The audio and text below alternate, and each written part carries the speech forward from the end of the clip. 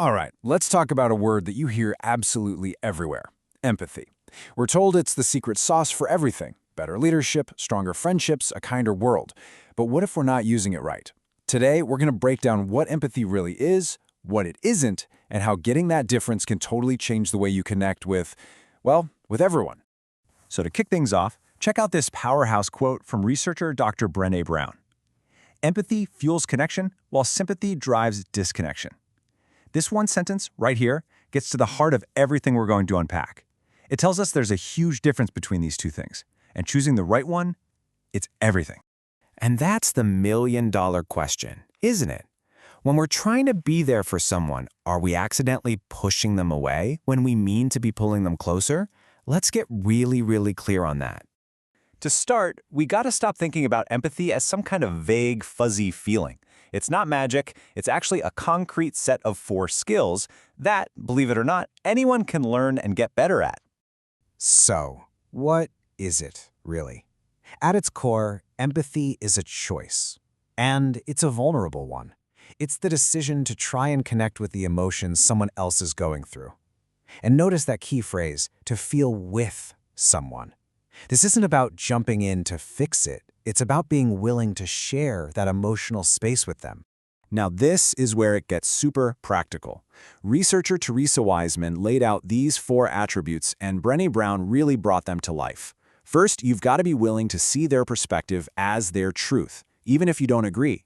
Second, and this is tough, you have to put your own judgment on the shelf. Third, you reach into your own life to recognize the feeling they're talking about. And finally, and this is the part we often miss, you have to communicate that you get it. You have to reflect that understanding back to them. And this quote just perfectly captures what empathy feels like. Brené Brown has this amazing analogy. Imagine your friend is stuck in a deep, dark hole. They look up and say, "I'm stuck. It's awful down here." Sympathy stands at the top of the hole, looks down and yells, "Whoa, that's bad, huh?" But empathy? Empathy climbs down into the hole with them and says, "I know what it's like down here, and you're not alone." That, right there, is the difference. Okay, so now that we've got a clearer picture of what empathy is, let's flip the coin and talk about what it's not. Because so often, the things we think are helpful are actually just empathy imposters. Let's learn how to spot them. Here is the absolute simplest way to remember the difference. Empathy says, "I feel with you." You're on the same level. It's a connection. But sympathy says, "I feel for you." See the difference? It creates distance. It's looking down from above, kind of like saying, "Oh, you poor thing." Sympathy separates. Empathy connects. This slide is so important because these are the traps we all fall into. Let's walk through these empathy misses. There's sympathy, the classic, "Oh, you poor thing," which just creates pity. Then there's judgment, making it about your own reaction. "You should be horrified." Now they have to take care of your feelings. Or how about fixing? We love to do this one. You know what you should do? It just dismisses their pain.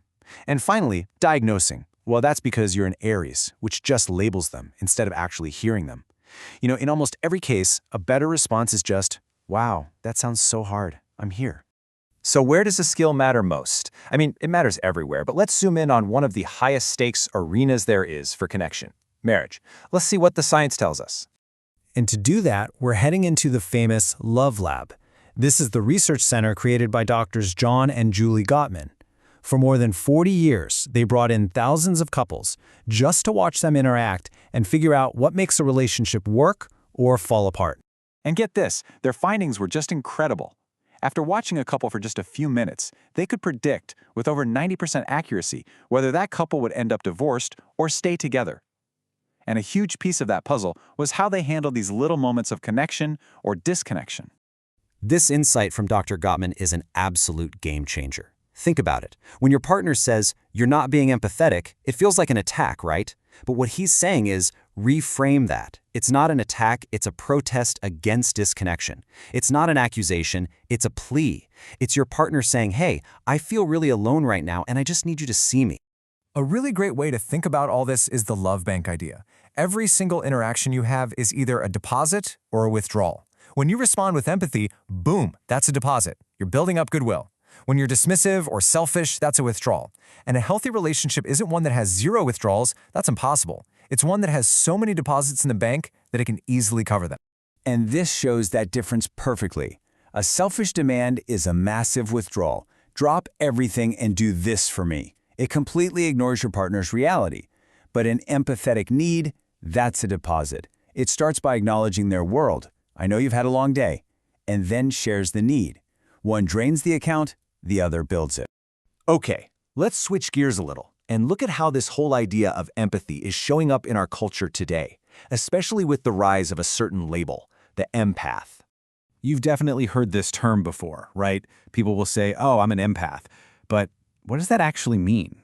Well, what's interesting is the term empath didn't actually come from a psychology textbook. It came from 1950s science fiction. Today, though, we use it to describe someone who has a really high capacity for empathy. So high that they don't just understand someone's feeling, they literally feel it in their own body, as if it's their own emotion. But here's the thing. Being that sensitive isn't always easy.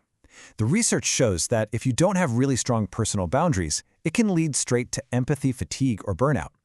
You get so flooded with everyone else's emotions that you can't even tell what's yours anymore. The big takeaway here is that being highly empathetic is a gift, for sure, but it's a gift that you have to learn to manage. All right, now for a really weird modern twist. Have you ever heard someone use the word empathetic as a criticism? Like, your problem is you're just being too empathetic? What on earth is that about? Let's just be super clear here. This is almost always a complete misunderstanding of the word. True empathy isn't about agreeing with someone or becoming a sobbing mess yourself. If somebody accuses you of being too empathetic, it's a pretty good sign they're actually confusing it with one of those empathy misses we just talked about, like trying to fix them or judging them or making it all about you. So, after digging into all of this, what's the one big idea? What's the thing that ties this all together? It's this. At the end of the day, what we all want, what gives our lives meaning, is connection. But connection doesn't just magically appear. You have to build it. And empathy is the tool you use. It's that vulnerable, courageous choice to step out of your own world and into someone else's, even for just a moment. And that really brings us to the final thought. See, the point of empathy isn't to solve the problem. Most of the time it can't.